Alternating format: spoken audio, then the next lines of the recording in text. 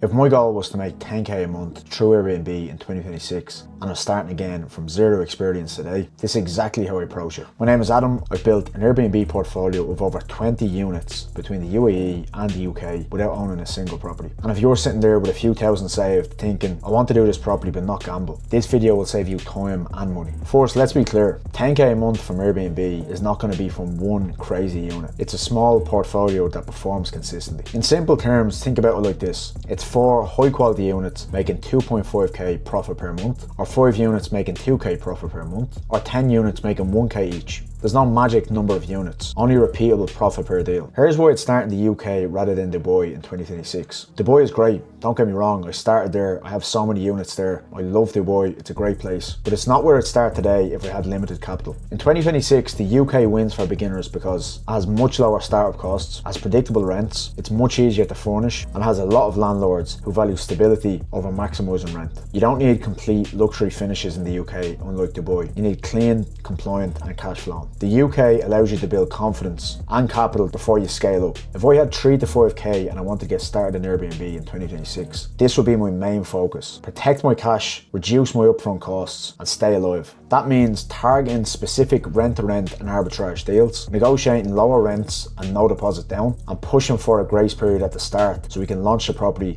and start making revenue before we have to pay our next rent bill. Even a 1 to 2 week grace period reduces pressure massively. This isn't about being cheap, it's about being smart when you're first starting out. Here's how I'd save on furniture and setup costs. Most beginners overspend on furniture, and so did I when I first started out. If I was to start out again, I would do the complete opposite of what I'd done originally. What I do is these 3 things. I'd capitalise on Facebook Marketplace. Beds, sofas, dining tables, TVs, everything. Lightly used items, but still have high quality and you're getting massive savings. Second, furnish leasing for bigger items. Lower upfront costs, spread payments, and that protects your cash flow. Third, I'd spend only where guests care. You need to have a comfortable bed, clean sofa, decent lighting and staging, and fast, reliable Wi-Fi. Guests don't really care if your side table is £40 or £500. One thing that I also wouldn't do is chase single property landlords. I'd look for landlords that have a large property portfolio, or agents managing multiple units, or even investors who want hands-off income. Why?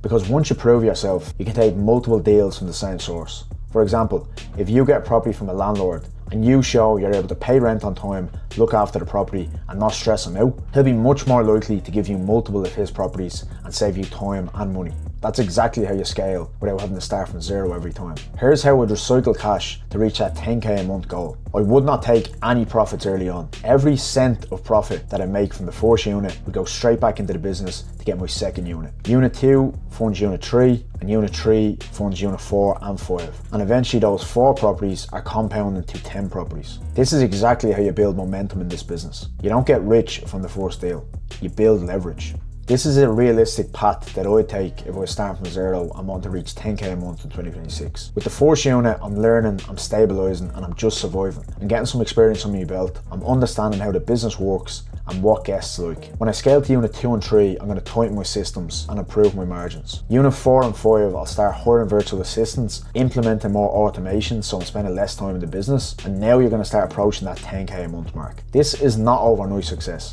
This is a 12 to 14 month roadmap with disciplined execution. Anything faster is usually fragile. Here's some of the main things that I definitely wouldn't do if I was starting out again. I'd not overspend just to look professional. I wouldn't sign leases that I couldn't survive through low seasons. I wouldn't assume that demand equals profit. And lastly, and I think this is the most important point, I wouldn't rush scaling without proper systems in place. Most Airbnb failures aren't dramatic, they're just slow cash flow and debts. So if you want to make 10k a month in 2026 through Airbnb, starting in the UK is one of the smartest plays in my opinion. Not because it's glamorous, but because it lets you start with minimal capital, learn properly while you're growing, reinvest all your cash into the next unit, and scale without blowing up. That's how real Airbnb businesses are built. If you want real breakdowns like this, numbers, deal analysis, strategy, and no hype, subscribe to the channel. And if you're serious about starting your Airbnb business in 2026, comment B&B below and I'll DM you. Thanks for watching the video and I'll see you in the next one.